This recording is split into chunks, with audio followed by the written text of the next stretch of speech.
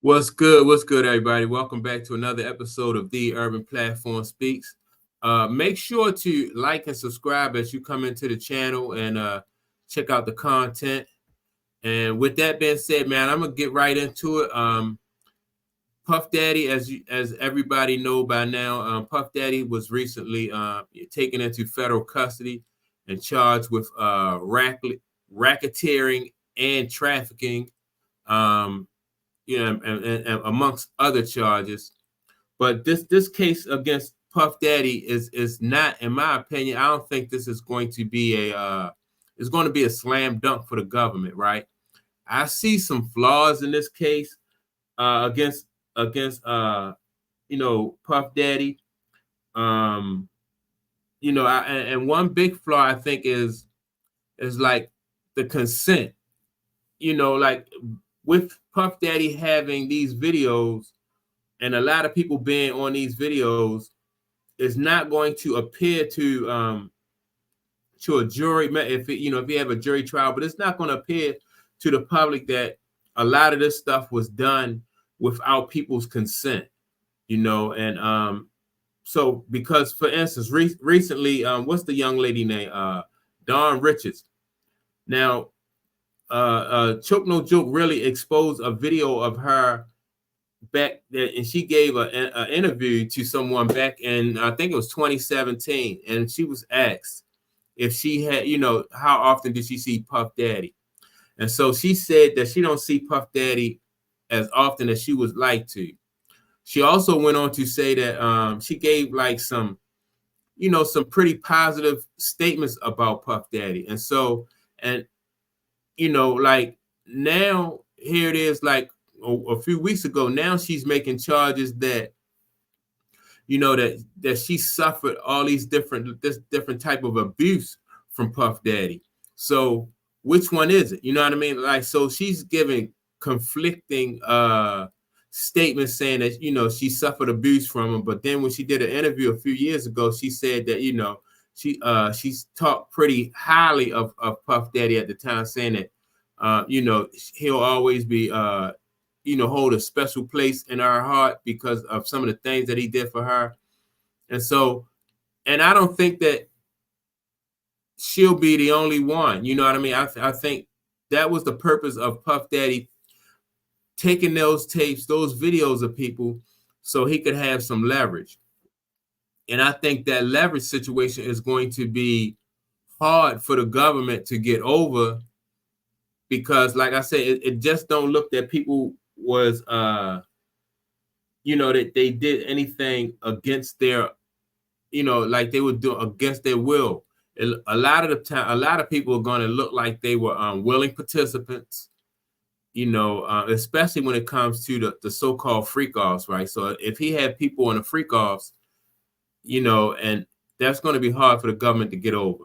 Then on top of that, it's going to be hard for the government to get people to testify against Puffy, again, because of the tapes. Like if anybody that's on those tapes doing something that, you know what I mean, in court in a compromising position, they know that Puffy has those tapes somewhere and that he could have those tapes released. And so if you testify on a behalf of the government and those tapes are still out there, then that could really ruin your image. He might have something on there that could really ruin your career. So again, they're not going to want to testify. People not going to want to testify on the government's behalf because of those tapes that Puffy had. And then some people are not going to want to testify because they don't want to have they don't want to be seen in public like as a snitch. So I think because of those factors, I think the government have a they got an uphill battle. It's not it's not going to be a slam dunk. I know the federal government have like over a 90% or 95% conviction rate, right? But a lot of times when the government come after people, they're coming after people who don't have money and don't have resources. Puff Daddy, he do have both. He do have money, he have resources, so he can afford to put up a, to pay the lawyers to put up, a good fight against the government. Now, that's not saying that he won't, they still won't be able to get a conviction, but he's definitely, with his money and his resources, going to be able to put up a good fight. And that's a big part of it. I thought that the government was going to put more forth an effort of trying to get Puff Daddy, put him into a situation where he was financially, he was compromised financially. But I think, Puff Daddy, he just has so much money, and then people think that he have money in offshore accounts, like outside of the country, that, it probably would have took them more and more years to, to really just make him, to weaken him financially. So I guess they just said, well, we had to go with what we got now. Unless, like if they lose this case against Puff Daddy, maybe they may bring charges later on and make him put, finance a second round of defenses, but that remains to be seen. I think, like I said, because Puff Daddy got money and resources, he's going to be able to put up a really good fight, a really tough fight for the government. It's going to be hard to find people who are going to really be witnesses against Puff Daddy because of some of the leverage, like the leverage that Puff Daddy have.